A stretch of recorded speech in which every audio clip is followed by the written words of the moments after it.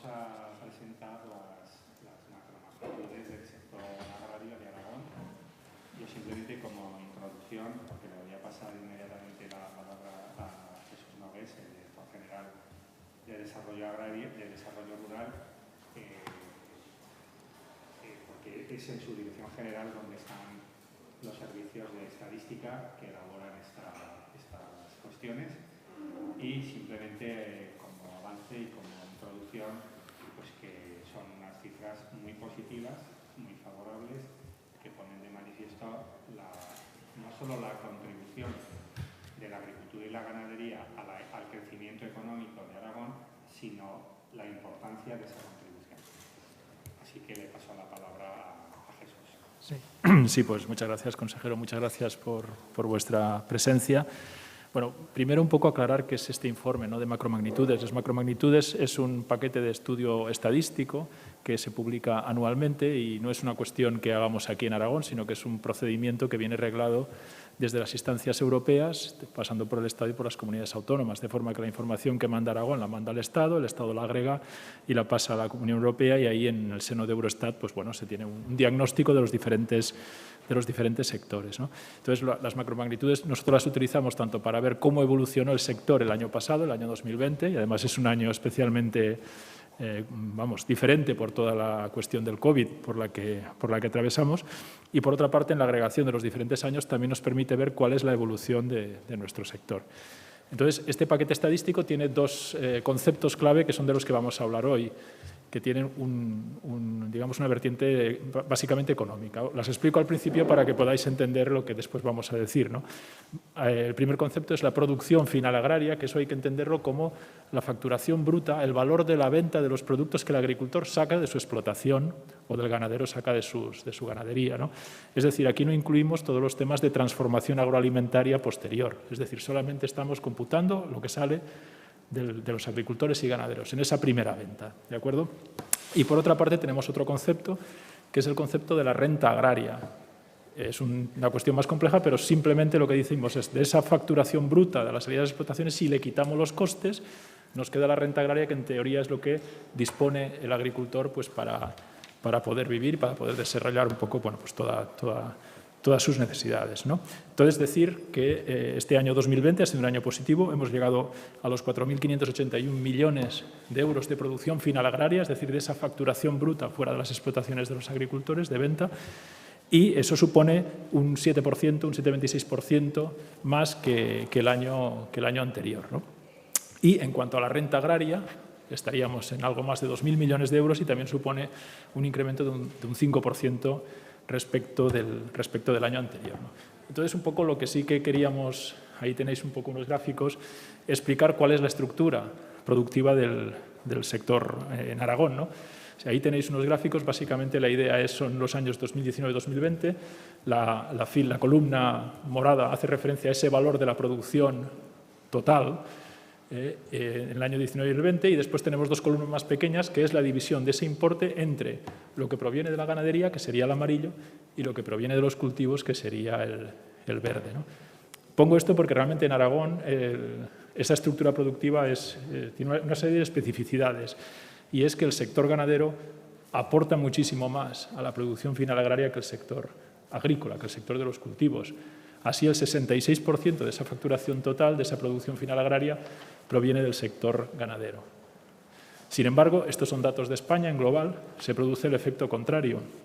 De España, de los 53.000 millones que tiene de producción final agraria, sucede al revés. El 60% proviene de los cultivos y el 40% proviene del sector ganadero. Por tanto, cada territorio tiene sus especificidades. Ahí hay otra gráfica un poco que lo que hace es resumir cuáles son los sectores en importancia en los dos ámbitos, en Aragón y en España, ¿no?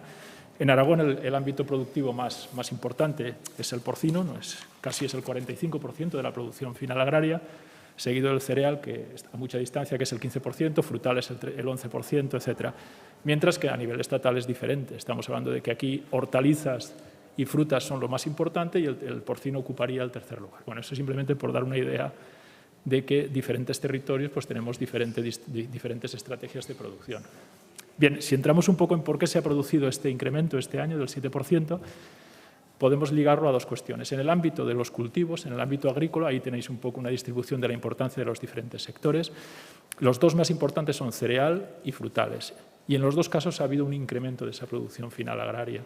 En el caso de cereales por una mayor cosecha en 2020 y en el caso de frutales, aunque tuvieron una menor cosecha, una reducción de un 7%, hubo una mejoría en precios en torno a un 20%. La cuestión también lógica, ¿no? Si hay menos oferta en el mercado, sobre todo en sectores, digamos, como la fruta, que son muy volátiles, pues realmente cuanto menos oferta, pues lógicamente el precio sube. Por tanto, la aportación del sector agrícola en ese incremento de producción final agraria ha sido importante, de un 13% respecto al año anterior.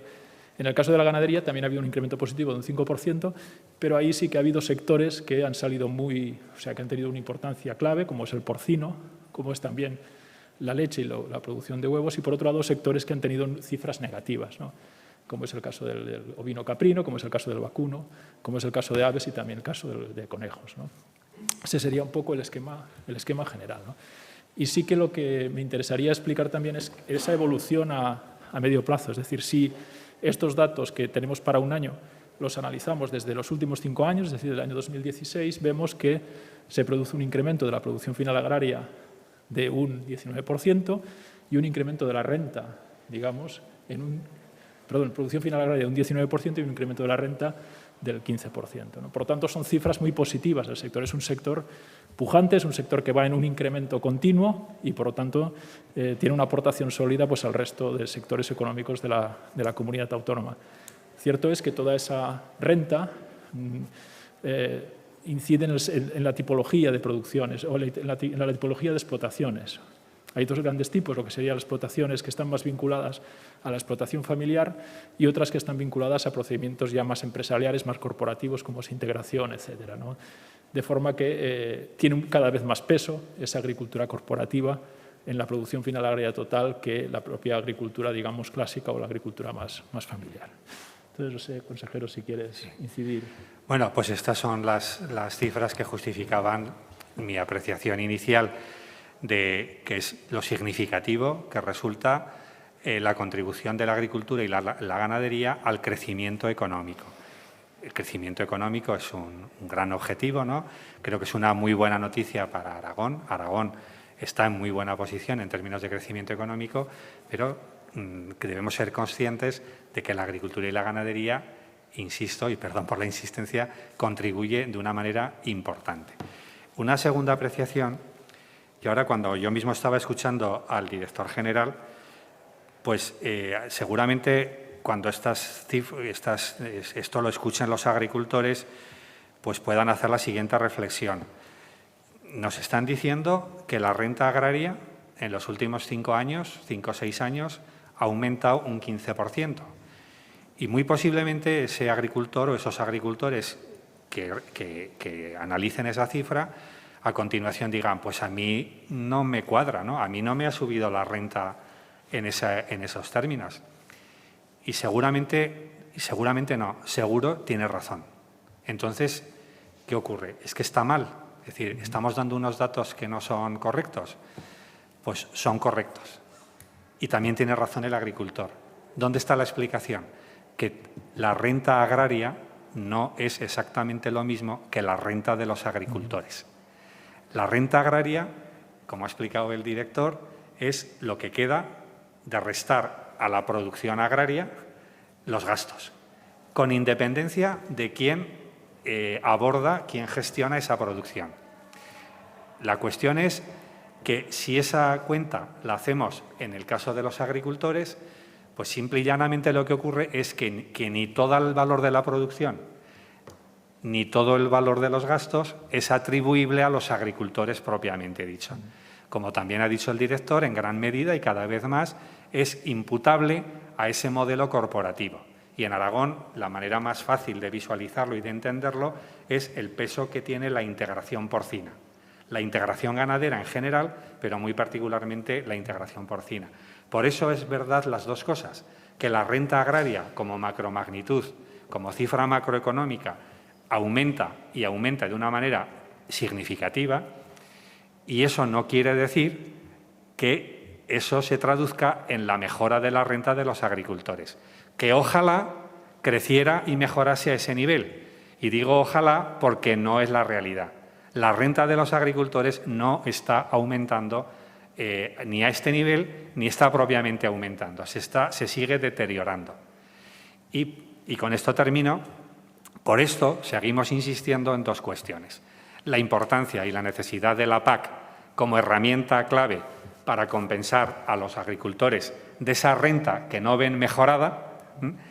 Y segundo, por qué nuestro empeño en que en Aragón haya una ley de protección de la agricultura familiar que, bueno, ya vengo anunciando que vamos a trasladar a las Cortes, pues, y lo vuelvo a hacer, pues, en esta vez ya de una manera inminente, porque ya tenemos preparado el proyecto de ley y que consideramos que es esencial esa protección a este modelo familiar, porque no se beneficia, como debería hacerse, por las vías del mercado de esa mejora de la renta, y para eso está la política agraria, y que es necesario también esa protección porque lo que vemos es cómo va reduciéndose progresivamente el peso de ese modelo familiar en el cómputo total del valor de la producción.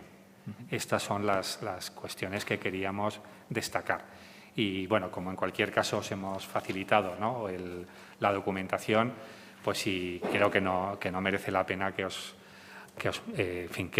torturemos con más datos y más comentarios, más allá de las preguntas que nos queráis formular, en fin, de esta cuestión o de la que estiméis pertinente, como siempre hacemos.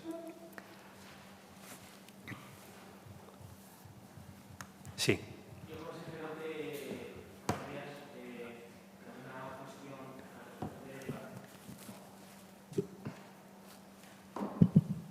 Perdona. Nada, te quería hacer una cuestión sobre el tema de los temporeros que hemos podido ver en Maella. Hemos visto las reivindicaciones que han estado haciendo para esas mejoras de las condiciones laborales. También sindicatos se han pronunciado diciendo que en muchos otros puntos tampoco se están cumpliendo ese convenio, ¿no?, que se está incumpliendo en muchas ocasiones. No sé si les ha llegado a ustedes o han recibido muchas quejas al respecto y si se va a actuar en consecuencia. Gracias. Bueno, vamos a ver, es una cuestión que, en fin, yo sobre esto ya me he pronunciado. El Gobierno, desde luego, lo que no es que pensemos o dejemos de pensar, es que nuestra obligación es que se cumpla la legislación laboral y poco más que tengo que añadir a eso, ya no es cuestión de si recibimos quejas, sino que, en fin, que lo que tenemos es que trabajar para que la legislación laboral se cumpla y los trabajadores pues tengan la cobertura que legalmente les corresponde tener. En fin, vamos, creo que no puedo decir, o no, ni puedo ni debo, ni tengo mucho más que decir que esta cuestión. Y, bueno, añadir que me consta que la convicción del sector rápidamente, ¿verdad?, está evolucionando a que esto no hay que discutirlo, sino que hay que cumplirlo.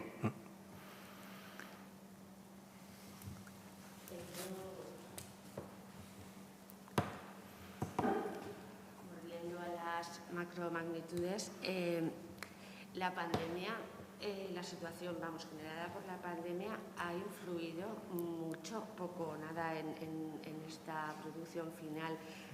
Ha tenido características diferentes porque, claro, hubo sectores muy golpeados, sobre todo por el cierre de la hostelería, los problemas que hubo al principio con los mercados.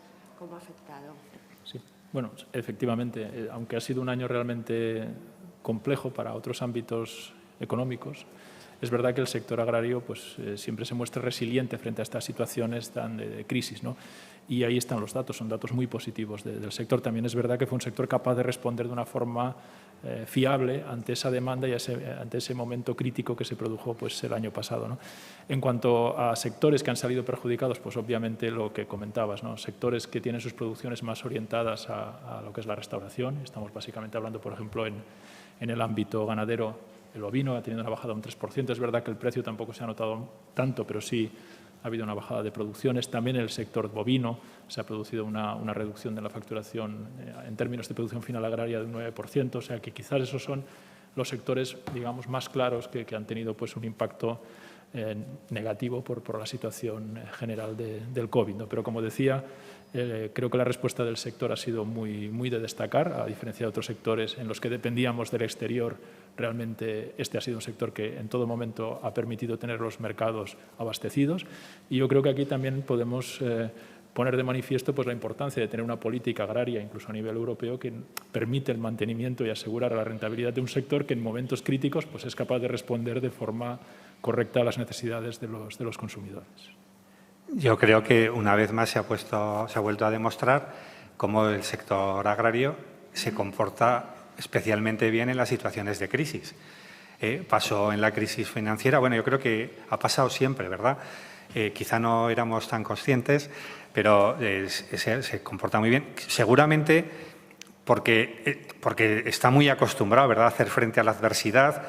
Continuamente tiene que asumir dificultades de todo tipo, climáticas, en fin, de mercados, sanitarias, me refiero a sanitarias de sanidad vegetal, de sanidad animal, y bueno, pues quizá sabe muy bien convivir con la dificultad, y por eso también, como dice el director, la importancia de que seamos conscientes de que tenemos un sector que cuando vienen las crisis, pues en fin, sabe comportarse con esta solvencia y con esta robustez. No sin dificultades, no sin dificultades, porque todo esto pues, también conlleva costes, sobrecostes, que los ha tenido y los está teniendo como consecuencia de la pandemia.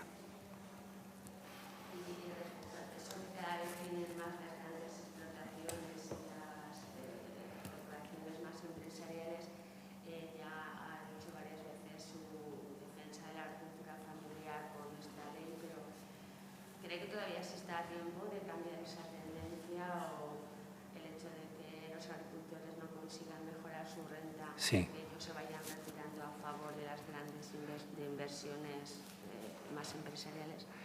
¿Se está a tiempo? Sí, yo creo que es muy pertinente esa reflexión y la pregunta, porque ¿estamos verdaderamente aún a tiempo? Yo creo sinceramente que sí, pero no tenemos demasiado tiempo. Por eso también, yo de hecho es un argumento que utilizo en la defensa de la reforma de la PAC, porque no tenemos todo el tiempo del mundo. Y bueno, también me sirve, si me permite, para hacer otra apreciación. Vamos a ver, desde el Gobierno tenemos la firme convicción de que el apoyo público debe prestarse al modelo de la agricultura familiar. Pero eso no quiere decir que queramos que estemos en contra o que veamos con malos ojos o que estemos en desacuerdo o que queramos que no exista ese otro modelo de agricultura corporativa. No. Deben coexistir los dos modelos. Lo que yo quiero afirmar con rotundidad y con claridad es que el apoyo público debe darse al modelo familiar, porque el otro no lo necesita. O mejor dicho, si el modelo corporativo, el que tiene economías de escala, pues sigue necesitando apoyo público, entonces no tiene mucho sentido tampoco, ¿verdad? O sea, un modelo corporativo empresarial está obligado por sí mismo a ser viable por sí mismo en líneas generales y que, por lo tanto, de lo que se trata es de afirmar y de plantear desde el punto de vista político que el apoyo público se tiene que concentrar en el modelo familiar, porque el modelo familiar es de imposible supervivencia sin esas ayudas. Y los datos lo demuestran, cómo la renta aumenta y aumenta a un ritmo importante, pero no repercute en los agricultores que configuran ese modelo familiar, que necesitan ese apoyo. Y es la combinación, ¿verdad?, de los dos modelos, la apuesta, y lo que creo que nos puede situar a Aragón en una posición pues muy favorable en el escenario internacional, en el que no debemos olvidarnos que estamos, que gran parte de nuestras producciones, aquí no se trata, ¿verdad?, de hablar de exportaciones, porque son las cifras, el valor de la producción con independencia, a dónde va, pero seamos conscientes que gran parte de esta producción va a parar a los mercados internacionales, que tenemos un sistema agroalimentario absolutamente globalizado. O dicho de otra manera, que Aragón solo somos 1.200.000 consumidores, y que 1.200.000 consumidores no pueden dar cuenta en términos de consumo de este volumen de producción que es comparativamente y en relación con la población pues enorme. Estamos hablando pues de 12, 15 veces en fin, ¿verdad? El valor o las necesidades de consumo. Sí.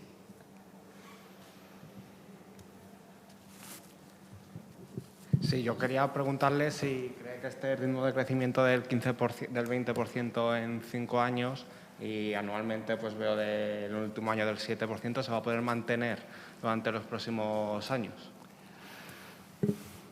Claro, esto ¿verdad?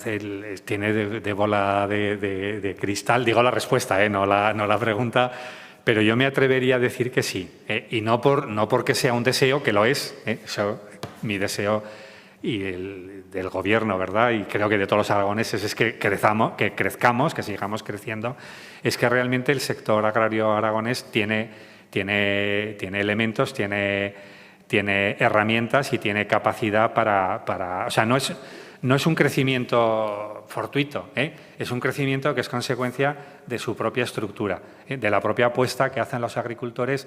Esto tiene mucho que ver y es consecuencia con la capacidad inversora, con la respuesta que estamos teniendo por parte de los agricultores a nuestras propias convocatorias de ayuda. Toda esa inversión que los agricultores hacen, al final se tiene que traducir o se debe traducir en crecimiento. Y si no lo hiciera, pues tendríamos un problema, ¿verdad? Por lo tanto, siendo consecuente y siendo coherente con el esfuerzo inversor que los agricultores están haciendo y con la apuesta que desde el Gobierno venimos haciendo, pues no solo, como digo, es un deseo, sino que lo razonable y lo previsible, este crecimiento se mantenga. Es que estamos trabajando y el sector y la parte que nos toca al Gobierno estamos trabajando y actuando para que suceda eso, para que este crecimiento se produzca. O sea que la respuesta es sí.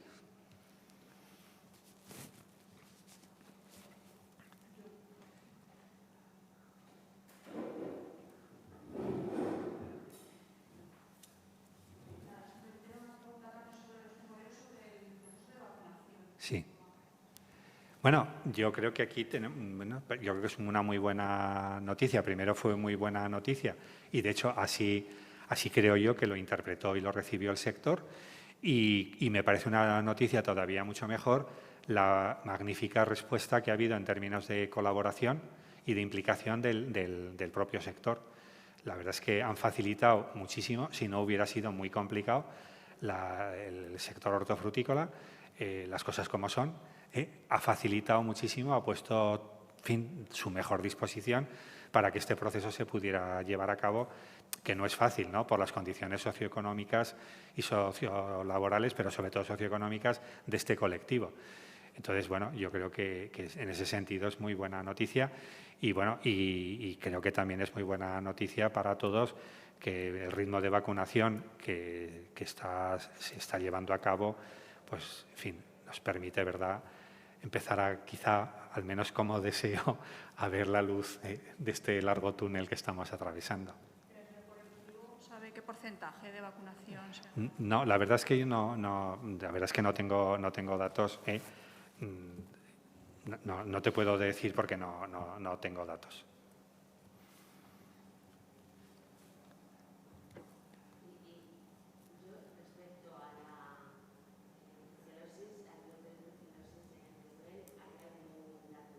Sí.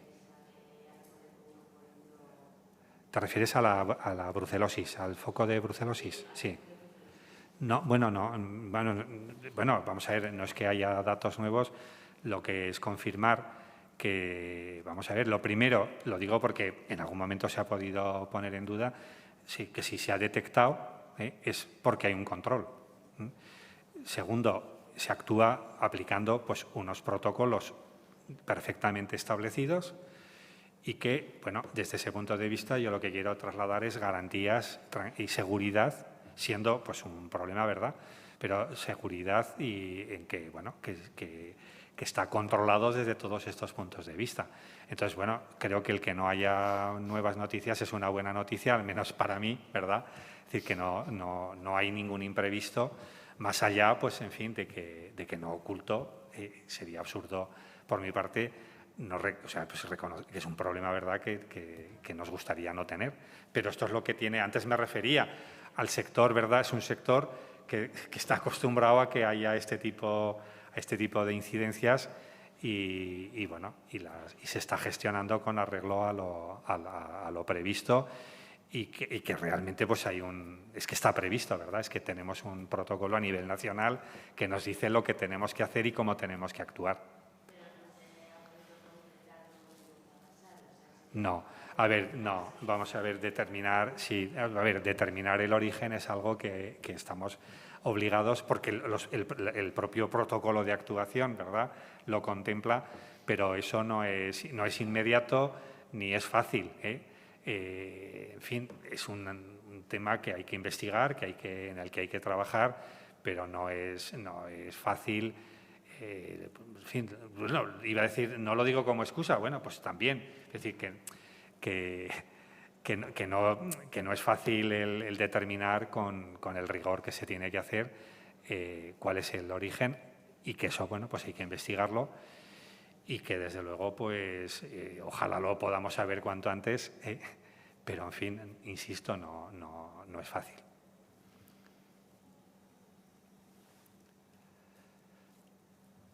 Bueno, pues si no hay ninguna pregunta más, pues agradeceros nuevamente vuestra presencia y vuestra colaboración y hasta otra próxima. Gracias. Gracias.